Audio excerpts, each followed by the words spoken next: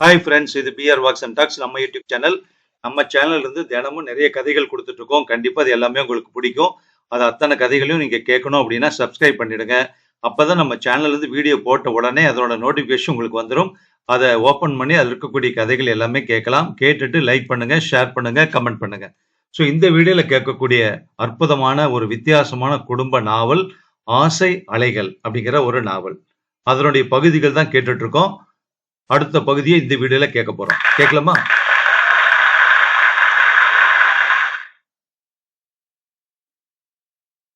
இந்த நாவலோட அடுத்த பகுதியை இப்ப கேட்க போறோம்.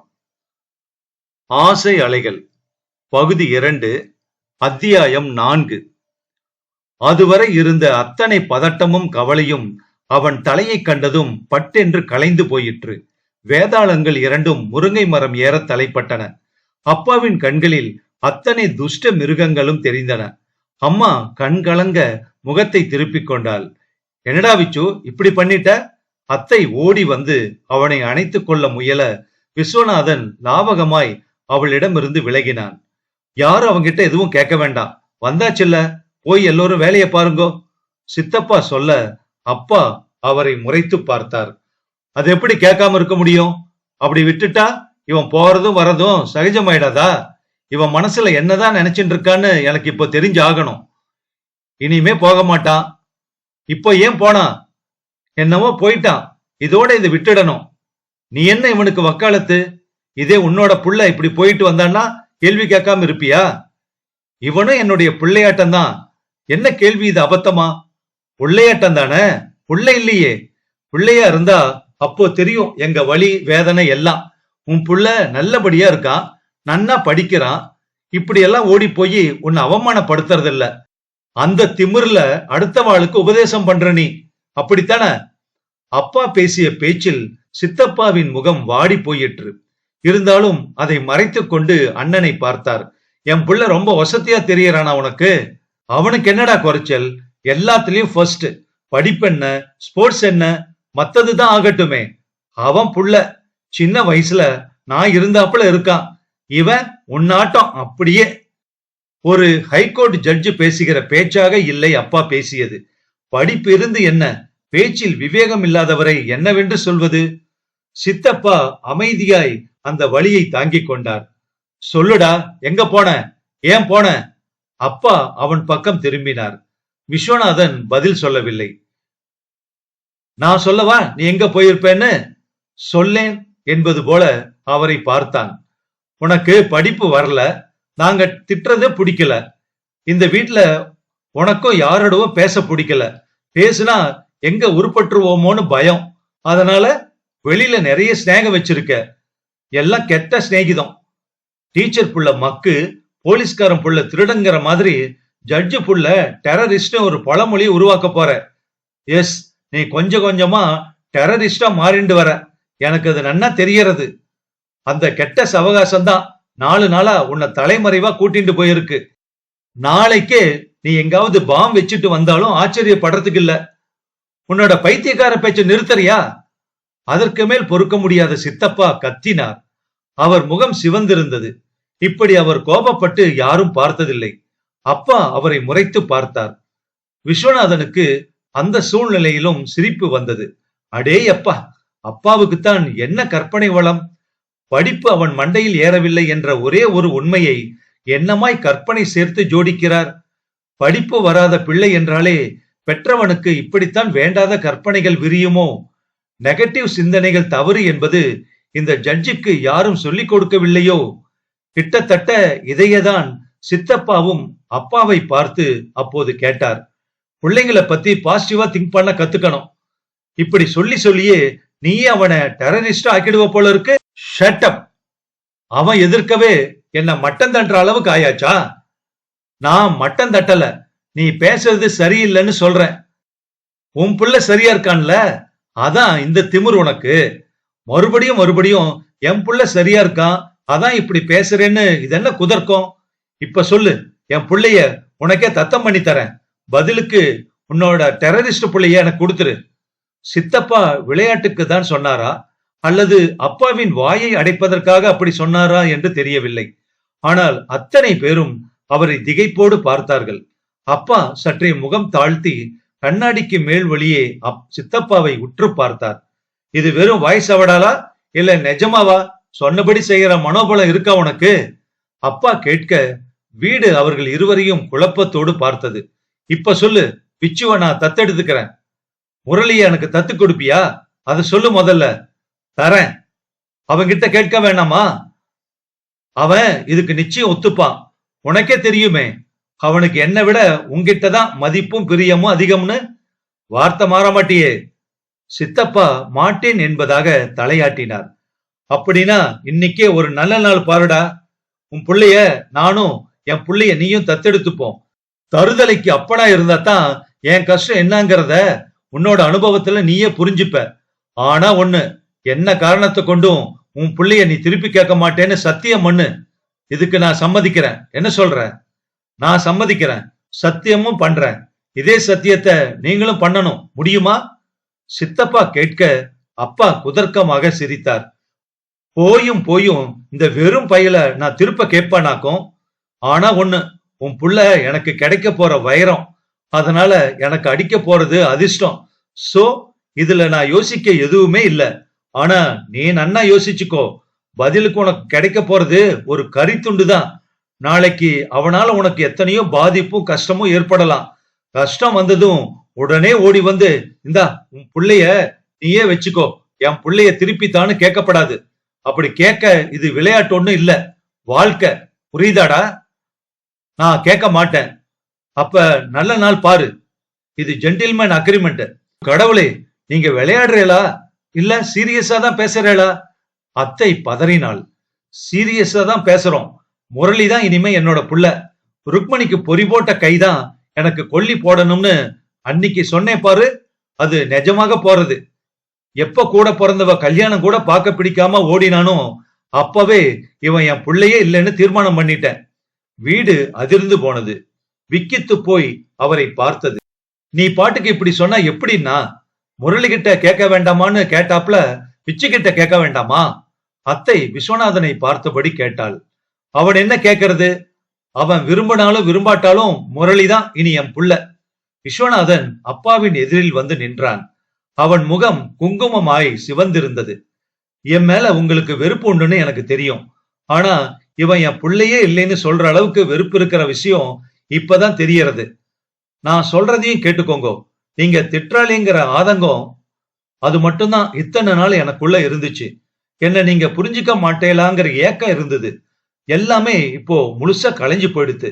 நீங்க என்ன வெறுக்கிறத விட 1000 மடங்கு நான் உங்களை அதிகமா வெறுக்கிறேன் இப்போ. அதனால நீங்க பயப்படவே வேண்டாம். எந்த நிலையிலையும் உங்ககிட்ட திரும்பி வரவே மாட்டேன். உங்களை என் அப்பான்னு சொல்லிக்கவே மாட்டேன். இத்தனை வருஷத்துல எனக்கு நீங்க செய்திருக்கிற ஒரே உபகாரம் சித்தப்பாவுக்கு என்ன தத்து கொடுக்கிறது தான். அதுக்காக உங்களுக்கு நன்றி சொல்ல நான் கடமைப்பட்டிருக்கேன். விஸ்வநாதன் கைகூப்பி நன்றி சொல்லிவிட்டு சித்தப்பாவின் அருகில் போய் நின்று கொள்ள, அப்பா அந்த பதிலடியில் பலமாய் துவண்டு போய் அவனை முறைத்து பார்த்தார். பயங்கரமான அமைதி நிலவியது அங்கே. அத்தியாயம் 5. அம்மா, அப்படியே சொன்னார் பெரியப்பா? முரளி நம்ப முடியாமல் கேட்டான். அம்மா அவனை பயத்தோடு பார்த்தாள். இந்த ஆத்துல என்ன நடக்கிறதுனே தெரியலடா முரளி. பொம்மை நாட்டிக அபிப்பிராயத்தை யாரு கேக்குறா? விச்சுவும் என்னோட குழந்தை மாதிரி தான் இல்லைங்கள. ஆனா அதுக்காக உன்னை எப்படிடா? இது என்ன பொம்மை விளையாட்டா? பரஸ்பரம் மாத்திக்க. உன்னண்ட ஒரு வார்த்தை கேட்க வேண்டாமா? முரளி அம்மாவை ஒரு வினாடி சலனமின்றி பார்த்தான். பிறகு சொன்னான், அப்பா எனக்கு நல்லதுதாமா செய்யறார். அம்மா ஸ்தம்பித்து நின்றாள். பேசுவது பிள்ளைதானா என்று நம்ப முடியாமல் பார்த்தாள். என்னடா சொல்ற நீ? இதுல உனக்கு துளி கூட வருத்தமே இல்லையா? ஏமா, நான் என்ன 400 மைலுக்கு அந்த பக்கமா போயிட போறேன்? இதே வீட்டுல உன் கண்ணு முன்னாடி தானே சுத்தி சுத்தி வரப்போறேன். அப்புறம் என்ன? ஆனா அம்மான்னு என்ன கூப்பிட முடியாதுரா. சித்தின்னு தான் கூப்பிடணும். முடியுமா உன்னால? அன்புங்கிறது கூப்பிடுற வார்த்தைகள் இல்லம்மா, உள்ளத்துல இருக்கு. ரோஜா பூவை எந்த பேரால கூப்பிட்டாதான் என்ன? யாரோ எதுக்கோ சொன்ன உதாரணம் ரொம்ப அழகா இதுக்கு பொருந்துறாப்புல சொல்றடா நீ. அது உன்னுடைய புத்திசாலித்தனம். ஆனா என்னுடைய வருத்தம் உனக்கு புரியலைங்கிறது தான் எனக்கு ரொம்ப வருத்தமா இருக்கு. இரு, உங்க அப்பா வரட்டும். புள்ளைய மாத்திக்கிறது என்ன விளையாட்டான்னு அவர்கிட்டயே நான் கேட்டுறேன். அவருக்கு விச்சு வேண்டாம்னா தாராளமா நமக்கு தத்து கொடுக்கட்டும். உன்னோட சேர்த்து அவனையும் நான் பிள்ளையா ஏத்துக்கிறேன். ஆனா பதிலுக்கு உன்னை கேட்கறது என்னடா நியாயம்? நாங்க ஒன்னும் நீ வேணாம்னு நினைக்கலையே. நானும் உங்களை வேணாம்னு சொல்லலையேம்மா. ஆனா அதே நேரம் தேடி வர்ற அதிர்ஷ்டத்தை யாராவது வேண்டாம்னு கதவை சாத்தி திருப்பி அனுப்புவாளா? சொல்லுமா. டேய், என்னடா சொல்ற? தத்து போறது அதிர்ஷ்டமா? ஆமா, என்ன பொறுத்த வரைக்கும் அதிர்ஷ்டம்தாம்மா. பெத்த அப்பாவால எனக்கு கிடைக்காததெல்லாம் பெரியப்பாவால கிடைக்கும்னா பெரியப்பாவை அப்பான்னு கூப்பிடுறதுல என்ன தப்பு? அம்மா விழிகள் நிலை குத்த அவனை பார்த்தாள். அப்பா என்னடா செய்யல உனக்கு? சொல்லு. கேள்விய தப்பா கேக்குறேம்மா. என்ன செய்தார்னு கேளு. நான் எதை கேட்டாலும் நம்ம சக்திக்குட்பட்டதா கேளுடான்னு உபதேசம் செய்யறதை தவிர வேற என்ன செஞ்சிருக்கார் அவர் எனக்கு? அம்மா அதிர்ச்சியோடு ஏதோ சொல்ல வாயெடுக்க முரளி அவளை தடுத்தான். நான் ஓப்பனாவே சொல்லிடுறேம்மா, என்னுடைய கனவுகள் எல்லாம் ரொம்ப பெருசு. அதை நினைவாக்குற அளவுக்கு அப்பா கிட்ட பண வசதி இல்ல. பெரியப்பா மூலம் பெரிய ஆளாகிற அதிர்ஷ்டம் இப்ப வந்திருக்கு. பாசம் பந்தம்னு சொல்லி அதை கெடுத்துறாதேம்மா. உன்னுடைய புள்ள டாக்டர் ஆகிறதையும் வெளிநாடு போய் மேல் படிப்பு படிக்க போறதையும் எட்டி நின்னு சந்தோஷமா ரசிச்சு பாரு. வாச கயித்த போட்டு என்ன இழுத்துறாத. அம்மா வெகு நேரம் வாயடித்து போய் சிலையாய் அமர்ந்திருந்தாள். இதைத்தான் சந்தர்ப்பவாதம் என்பதா? சுயநலம் அதிகமாகும் போது தொப்புள் கொடி கூட பாசக்கயிறாக தோன்றுமா? கருவுக்குள் இருக்கும் வரை அதன் மூலம் கிடைத்த ஆகாரம் மறந்து விடுமா? பூமியில் விழுந்தவுடன் இனி நீ தேவையில்லை என்று முதலில் வெட்டுவது அதைத்தானே. அந்த நிமிடமே மனிதனின் சுயநலம் ஆரம்பித்து விடுகிறதா? தன் வளர்ச்சிக்காக எந்த உறவையும் அறுத்து எறிந்துவிட்டு முன்னேறும் குணம் வளர்ச்சிக்கு அடையாளமா அல்லது அழிவுக்கு ஆரம்பமா? முரளி வெளியே போய்விட்டான். மூர்த்தி வரும்போது வீடு இருட்டாக இருந்தது. இருட்டில் அமர்ந்திருந்த மனைவியை பார்த்ததும், என்னாச்சு, லைட்ட கூட போடாம உட்கார்ந்துட்ட என்றபடி விளக்கை போட்டார். அழுது சிவந்திருந்த அவள் முகத்தை பார்த்ததும் அவருடைய முகம் மாறியது. உன்னை கேட்காம புள்ளைய தத்து கொடுக்கறதா வாக்கு கொடுத்துட்டேன் இல்ல, அதான் அலறியா? இல்லண்ணா. பின்ன இப்படி ஒரு புள்ளைய பெத்துட்டேனேன்னு அலறேன். என்னடி சொல்ற? என்னை எதுவும் கேட்காதீங்கோ. உங்க மேல முதல்ல எனக்கு வருத்தம் இருந்தது. ஆனா அதை விட பெரிய வருத்தத்தை உங்க பையன் கொடுத்துட்டான். உங்களால ஏற்பட்ட வருத்தத்தை ரொம்ப சின்னதாக்கிட்டான் அவன். மூர்த்தி சிரித்தார். அவனை பத்தி நீ இப்பதான் தெரிஞ்சுண்டியா? எனக்கு எப்பவோ தெரியுண்டி. உங்களுக்கு பிள்ளையா பிறந்ததுக்கு பதிலா பெரியப்பாவுக்கு பிறந்திருந்தா இத்தனை நேரம் நான் எப்படி எல்லாமோ இருந்திருப்பேன்னு ஒரு தடவை அவன் என்கிட்ட சொன்னது உனக்கு தெரியாது. இப்படி அவன் சொன்னதாலதான் அவனை கேட்காம நான் தைரியமா வாக்கு கொடுத்தேன் அண்ணாக்கு. நமக்கு பிறந்துட்டதால நம்ம குழந்தைகள் நம்ம குணத்தோட தான் இருப்பான்னு நம்ப கூடாது. ரத்தமும் குணமும் பெத்தவாளோடதாதான்னு இருக்கணும்னு அவசியம் இல்ல. எனக்கு ஏ பாசிட்டிவ், நீ B positive, Murali O positive.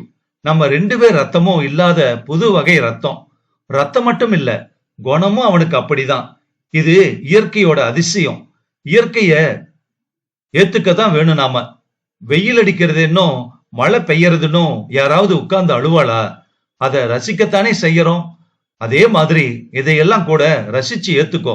மனச பக்குவப்படுத்திக்கோ. பக்குவப்படுத்திண்டாச்சுன்னா இந்த லோகத்துல எதுவுமே நிரந்தரம் இல்லைன்னு புரிஞ்சுண்டாச்சு. எது மேலையும் அதிக பாசம் வைக்க கூடாதுன்னு ஏன் பெரியவா சொல்லி வச்சிருக்கான்னு இப்பதான் புரியறது. தாமரையில தண்ணி மாதிரிதான் பாசம் இருக்கணும்னு இன்னைக்கு உங்க பிள்ளைகிட்ட இருந்து நான் கத்துண்டேன். அவள் எழுந்து சுவாமி விளக்கை ஏற்றினாள். மூர்த்தி அவளை கனிவோடு பார்த்தார். வீடு களை கட்டி இருந்தது. வாசலில் பெரிதாய் கோலம் மலர்ந்திருந்தது. கீழ்த்தளத்தின் கூடத்தில் மாக்கோலம் பளிச்சென்று போடப்பட்டிருந்தது. சந்தோஷமா சங்கடமா என்று தெரியாத ஒரு வகை முகத்தோற்றம் இருந்தது எல்லோரிடமும். குடும்பத்தினர் மட்டுமே பங்கெடுத்துக் கொள்ள மிக எளிமையாய் தத்தெடுப்பு விழா நடந்தது. சாஸ்திர சம்பிரதாயங்கள் எதுவும் குறையாமல் புத்திரர்களை மாற்றிக்கொண்டார்கள். விஸ்வநாதன் தன்னை பெற்றவர்களுக்கு நமஸ்காரம் பண்ணினான். அப்பா முகம் இறுகி இருந்தது. அம்மாவாவது கண்கலங்கினாள். சித்தப்பா கிட்டையாவது நல்லபடி இருடா, தினம் தினம் எதுக்கு திட்டிண்டு உன்ன, நீயும் சந்தோஷமா இருப்ப, இவரும் இருக்கட்டும்னு தான் நான் இதுக்கு ஒத்துண்டேன் என்றாள் அம்மா. அம்மா வாழ்த்தாது உபதேசம் செய்ய விஸ்வநாதன் தன் உள்ளுக்குள் சிரித்துக் கொண்டான். புத்திர பரிமாற்றத்திற்கு பிறகு விருந்து நடந்தது. முரளியும் விஸ்வநாதனும் தங்கள் புது அப்பாக்களின் அருகில் அமர்ந்து விருந்து சாப்பிட்டார்கள். முடிந்ததும் விஸ்வநாதன் அப்பாவிடம் வந்தான். போயிட்டு வரேன் பெரியப்பா, உங்களுக்கு என்னுடைய வாழ்த்துக்கள். உங்க மனசுப்படியே ஒரு புள்ள கிடைச்சதுக்கு. அவன் அவர் கைப்பற்றி குலுக்க அவர் அவனையே வெறித்து பார்த்தார். அந்த பார்வையின் அர்த்தம் பற்றி கவலைப்படாமல் விஸ்வநாதன் சித்தப்பாவின் அருகில் வந்தான். போகலாமாப்பா என்று கேட்டான். மூர்த்தி அவனை உற்று பார்த்தார். பிறகு புன்சிரிப்போடு அவனை அணைத்துக் கொண்டார். அன்று இரவு அவனோடு நிறைய பேசினார் மூர்த்தி. பேச்சின் முடிவில் அவர்கள் இருவரும் புதிதாய் ஒரு முடிவுக்கு வந்திருந்தனர். அப்படி ஒரு முடிவு எடுக்கப்பட்டது கூட தெரியாமல் சித்தி சுருண்டு படுத்து தூங்கி போயிருந்தாள். பாவம், நள்ளிரவு 2 மணிக்கு விளக்கை அணைத்துவிட்டு படுத்தார்கள் இருவரும். மேல் மாடியில் இருந்த அத்தையின் வீட்டில் அப்போதும் விளக்கு அணைக்கப்படவில்லை. அத்தையின் குடும்பம் சின்ன குரலில் தங்களுக்குள் அன்று நடந்த விஷயங்களை பற்றி விமர்சித்துக் கொண்டிருந்தார்கள். என்ன இருந்தாலும் போற போக்குல இந்த விச்சு அண்ணா மனச இப்படி புண்படுத்திட்டு இருக்க வேண்டாம். இது அத்தை. உங்க அண்ணாவுக்கு இந்த பதிலடி தேவைதான். புள்ளைய இப்படியா கரிச்சு கொட்டின்றே இருப்பா? என்ன கேட்டா விச்சுவ பாராட்டுவேன். வேணும் உங்க அண்ணாக்கு. அவரை சொல்லாட்டி உங்களுக்கு தின்ன சோறு செரிக்காதே. படிக்காத புள்ள வேண்டாம்னு தத்து கொடுக்கிற விசித்திரமான அப்பனை இங்க தாண்டி பாக்குறேனா? நல்ல குடும்பம் போ. மூர்த்தி மட்டும் தத்தெடுத்து காட்டி விச்சுவ இவரே கொன்னாலும் ஆச்சரியப்படுறதுக்கு இல்ல. படிக்கலைங்கிறது கூட அவர் வருத்தம் இல்லைங்க. சமயத்துக்கு இல்லாம ஓடிட்டானேங்கிற வைத்தெரிச்சல் தான்.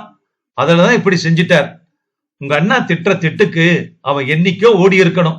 நானா இருந்தா எப்பவோ ஓடி போயிருப்பேன்.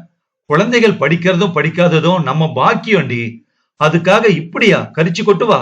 நாம அவ கிட்ட எதிர்பார்க்கிற மாதிரி அவளும் நம்ம கிட்ட எவ்வளவோ எதிர்பார்ப்பா. டாட்டாவையும் பிர்லாவையும் மாதிரி எங்க அப்பா இல்லையேன்னு அவளும் ஒப்பிட ஆரம்பிச்சா எங்க கொண்டு போய் வச்சுக்கிறது நம்ம மூஞ்சிய? சொல்லுடி. நீங்க சொல்றதும் சரிதான்ப்பா. விச்சு பாவம்தான். ஜானகி தன் அப்பாவுக்கு ஆதரவாய் பேசினாள்.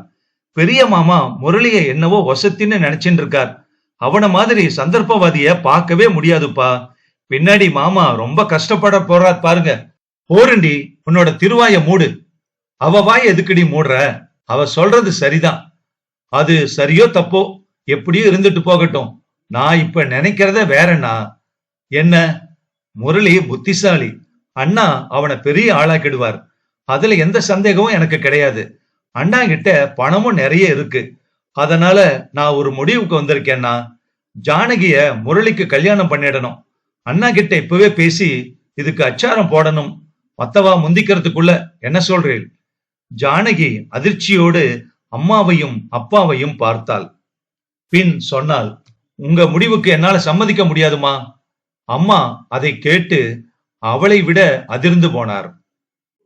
அத்தியாயம் 6. என்ன சமையல் இன்னைக்கு? மூர்த்தி சமையல் அறைக்குள் வந்து எட்டி பார்த்து விட்டு கேட்டார். விச்சுவுக்கு பிடிச்ச பாவக்காய் பிட்லா, பைனாப்பிள் ரசம், மசால் வடை, சேமியா பால் பாயாசம், புதினா தொகையல், பப்படம். பேஷ். விச்சு எங்க போனா? கோயிலுக்கு போயிட்டு வரேன்னு சொல்லிட்டு போனா. சரி, அவன் வரட்டும். அதுக்கு முன்னாடி உங்ககிட்ட ஒண்ணு கேட்கட்டுமா? மசால் வடை தானே? மாட்டவே மாட்டேன். விச்சுவுக்கு கொடுத்தப்புறம்தான். கஷ்டம். யாருக்கு வேணும் உன்னோட மசால் வடை? உன் பிள்ளைக்கே கொடு. நான் கேட்க வந்தது வேற. என்னன்னா, இந்த இடத்த காலி பண்றோம்னு வச்சுக்கோ. நீ வருவியா மாட்டியா? காலியா? இந்த ஆத்தையா? திடீர்னு என்ன அவசியம் அதுக்கு? நானும் விச்சுவும் இங்க இருக்க பிரியப்படல. அதனால நாம வேற எங்காவது போறதுதான் விச்சுவோட எதிர்காலத்துக்கு நல்லதுன்னு எனக்கு தோன்றது. இங்கேயே இருந்தா பல கசப்பான விஷயங்கள் அவனோட நினப்புக்கு வந்து தொந்தரவு படுத்தின்றே இருக்கும் அவனை. இனிமேலும் கூட கசப்புகள் ஏற்படலாம்னு கவலைப்படுறான். அதையெல்லாம் தவிர்க்கணும்னா நாம விலைக்கு போயிடுறதுதான் பெட்டருங்கிறது எங்க முடிவு. உன்னை கேட்காம நான் எடுத்த இன்னொரு முடிவும் கூட இது. உனக்கு என் மேல வருத்தம் இருக்கலாம். ஆனா வேற வழியே இல்ல. பிச்சுவோட எதிர்காலத்துக்காக நீ இந்த தியாகத்தை செஞ்சுதான் ஆகணும். சித்தியை என்ன தியாகம் பண்ண சொல்றேன்? பின்னால் விஸ்வநாதனின் குரல் கேட்டது. சித்தி நான் சொல்றேன். சாரி, 19 வருஷ பழக்கம் சட்டுன்னு வாயால வந்துடுறது. பரவாயில்லடா விச்சு, நீ எப்படி கூப்பிட்டாலும் பரவாயில்ல. நான் உன்னை என் பிள்ளையா ஏத்துண்டாச்சு. சித்தின்னு கூப்பிட்டாலும் சரி, அம்மானாலும் சரி, இல்ல கோகிலான்னு பேர சொல்லியே செல்லமா கூப்பிட்டாலும் சரி, என்னால அதுல இருக்கிற அன்பையும் பாசத்தையும் புரிஞ்சிக்க முடியும். சரி கோகிலா. விஸ்வநாதன் குறும்பு மின்ன சொல்ல சித்தப்பா தன் தோள் தோண்டால் அவனை உதைக்க முயல விஸ்வநாதன் சித்தியின் பின்னால் ஒளிந்து தன்னை காத்து கொண்டான். சரி சரி, சாப்பிட உட்காருங்கோ, எல்லாம் ஆறி போயிடுறது. சித்தி உள்ளே போய் இருவருக்கும் தட்டி எடுத்து வைத்தாள். சாப்பாட்டை விஸ்வநாதன் ஒரு பிடி பிடித்தான். ஒவ்வொரு ஐட்டத்திலும் சித்தியின் தாய் அன்பு கலப்படமின்றி தெரிந்தது. வேற வீடு பார்த்தாச்சா, இல்ல இனிமேதானா? வேற ஊர்னு சொல்லு. சித்தி வியப்போடு மூர்த்தியை நிமிர்ந்து பார்த்தாள். ஊரை விட்டே போறோமா? ஆமா, நான் டிரான்ஸ்பர் கேட்டிருக்கேன். எந்த ஊருக்கு? தஞ்சாவூருக்கு போறோம். அங்க வீடு பார்க்க சொல்லி என் ஃப்ரெண்டு அனந்துக்கு லெட்டர் போட்டிருக்கேன். அவங்கிட்ட இருந்து பதில் வந்ததும் கிளம்பிட வேண்டியதுதான். உங்க அண்ணா கிட்ட சொல்ல வேண்டாமா? இன்னும் டிரான்ஸ்பர் ஆர்டர் கைக்கு வரல, வந்தப்புறம் சொல்லிட்டா போச்சு. அவ எதுவும் யாரும் நம்மளை தடுக்க மாட்டா. ஏன் போறேன்னு கேட்க மாட்டா. ஏன் போறோம்னு அவளுக்கே புரியும். சாப்பாட்டுக்கு பிறகு மூர்த்தி ஒரு வேலையாக வெளியில் சென்று விட்டார். சித்தி சாப்பிட உட்கார்ந்தாள். நான் போடுறேனே. விஸ்வநாதன் அவள் பக்கத்தில் அமர்ந்து சாதம் எடுத்து போட்டு பிட்லா ஊற்றினான். என்னால உங்களுக்கு ரொம்ப கஷ்டம் இல்ல? எனக்கு என்னடா கஷ்டம்? நானும் முரளியாட்டம் நன்னா படிச்சு பாஸ் பண்ணி இருந்தா இன்னைக்கு நீங்க முரளிய தத்து கொடுக்க வேண்டிய அவசியம் வந்திருக்காது இல்ல? சித்தி சாப்பிடுவதை நிறுத்திவிட்டு அவனை ஏறிட்டு பார்த்து சிரித்தாள். பிறகு ஒரு கை சாதம் எடுத்து உருட்டி அவனிடம் காட்டிவிட்டு வாயில் போட்டுக்கொண்டாள். உனக்கு ஒண்ணு தெரியுமோ விச்சு? சாப்பிடுறது மட்டும்தான் மனுஷ செயல், ஜீரணிக்கிறது தெய்வத்தோட செயல். தொண்டைக்கு கீழே ருசி கிடையாது. சாப்பிட்ட சாப்பாடு எப்படியெல்லாம் மாறி போறதுன்னு தெரியாது. வாழ்க்கையும் அப்படிதான். ஏன் எதுக்குன்னு கேட்காம கடமையை மட்டும் செஞ்சுட்டே இருக்கணும். விஸ்வநாதன் பிரமித்து போனான். ஒரு பிடி சாதத்திற்குள் இவ்வளவு பெரிய ஞானமா? சித்தி மனுஷியாக தெரியவில்லை அவனுக்கு. லோக மாதாவே எதிரில் முழங்காலிட்டு அமர்ந்து கொண்டு சோறு உண்பது போல் இருந்தது. இன்னும் கொஞ்சம் பாயசம் விடேண்டா, லோகமாதா வலதுகரம் குவித்து கேட்டது. விஸ்வநாதன் கரண்டி கரண்டியாய் பாயாசம் ஊட்டி, டேய் டேய் போதுண்டா, என்ன இது இப்படி கொட்டுற? சித்திக்கு பாயாச அபிஷேகம் பண்றதா வேண்டுதலா என்ன? விஸ்வநாதன் முகத்தை சிரிப்பிக் கொண்டு சித்தியை பார்த்து சிரித்தான். அபிஷேகம் பண்ணலாம் போலதான் இருக்கு. பால்ல இருந்து பன்னீர் வர விட்டு பண்ணலாம். கற்பகாம்பாளுக்கு பண்ணுவா பாருங்கோ, அந்த மாதிரி. பைத்தியக்காரா, என்னடாச்சு உனக்கு திடீர்னு? பைத்தியக்காரனுக்கு இன்னும் என்ன ஆகணும்? விஸ்வநாதன் எழுந்து நின்று துள்ளி குதித்தான். விற்றென்று ஒரு சுற்று சுற்றி விட்டு நின்றான். பைத்தியக்காரனே தாண்டா நீ, சித்தி கூறிவிட்டு சிரித்தாள். ஆமா, இந்த லோகத்துல ரொம்ப சந்தோஷமா இருக்கிறவன் பைத்தியக்காரனா தான் தெரியும். விஸ்வநாதன் வீடு முழுக்க சந்தோஷமாய் சுற்றி சுற்றி ஓடினான். தெய்வத்தை நேரிலே பார்த்து பித்தனான பக்தனின் நிலையில் இருந்தான் அவன். நீ என்னப்பா சொல்ற? ஜானகி தூக்கி வாரி போட அப்பாவை கேட்டாள். சின்ன மாமா தஞ்சாவூருக்கு போறாரா குடும்பத்தோட? நான் நம்ப மாட்டேன்பா. உன்னோட நம்பிக்கையை யார் கேட்டா? அடுத்த வாரம் கிளம்புறா எல்லோரும். ஜானகி திகைப்போடு அவர் சொன்னதை கேட்டாள். எழுதி கொண்டிருந்த நோட்புக்கை மூடி வைத்துவிட்டு எழுந்து சின்ன மாமாவின் போர்ஷன் நோக்கி சென்றாள். விஸ்வநாதனும் மூர்த்தி மாமாவும் சாமான்களை பேக் செய்து வைத்துக் கொண்டிருந்தார்கள். நீங்க இப்படி செய்வேன்னு நான் நினைக்கவே இல்லை மாமா. ஜானகி அவர் எதிரில் வந்து நின்று குற்றம் சாட்டுவது போல சொன்னாள். வாடி பொண்ணே, நீ இன்னும் வரலையேன்னு நினைச்ச. பேக்கிங்கை இழுத்து கட்டியபடி அவளை வரவேற்றார் மூர்த்தி மாமா. நீங்க செய்யறது நியாயம் இல்ல மாமா. நியாயமா அநியாயமானு கீழே இருக்கிற ஜட்ஜு கிட்ட கேட்டுண்டு வாயேன்.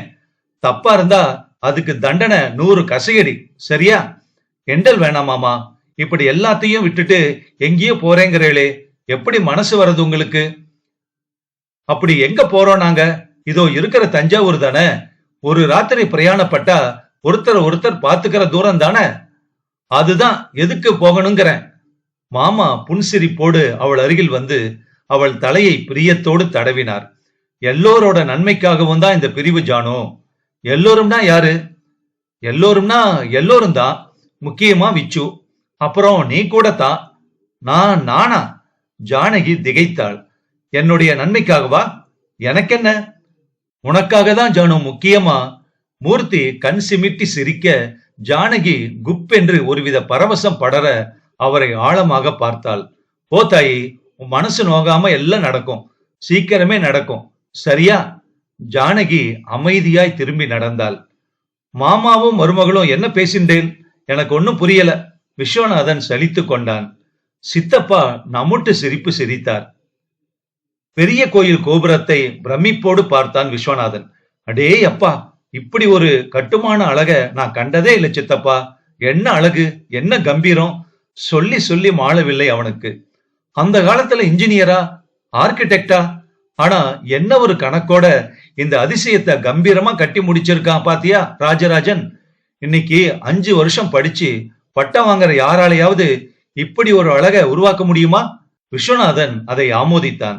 சரி வா, அப்புறமா வந்து முழு கோயிலையும் சுத்தி வருவோம். வீட்டை பார்க்கணும் முதல்ல. ஆட்டோ வீட்டு வாசலில் வந்து நின்றது. அனந்து நல்ல வீடாகத்தான் பார்த்திருந்தார். விஸ்தாரமாய் காற்றோட்டமாய் அந்த கால கட்டுமானத்தோடு திண்ணை, ஆளோடி, முற்றம், முதல் கட்டு, 2ஆம் கட்டு என்று விஸ்தாரமாய் கொள்ளை வரை பரவி இருந்தது வீடு. வீட்டுக்காரர் போயாச்சு. புள்ள அமெரிக்கால இருக்கான். ஒரே ஒரு பொண்ணு, அவ டெல்லியில இருக்கா. வீடு என் ஃப்ரெண்டோட பொறுப்புல தான் இருந்தது. உன்னுடைய லெட்டர் வந்ததுமே பேசி முடிச்சிட்டேன். முதல்ல குளிச்சிடுங்கோ. எல்லாருக்கும் இன்னைக்கு சாப்பாடு நம்ம ஆத்துல தான். அனந்து அந்த வீட்டை ஒவ்வொரு இடமாக காட்டிவிட்டு புறப்பட்டார். லாரியில் சாமான்களும் மறுநாள் வந்து சேர்ந்தது. மூர்த்தி 2 நாள் கழித்து டியூட்டியில் சேர்ந்தார்.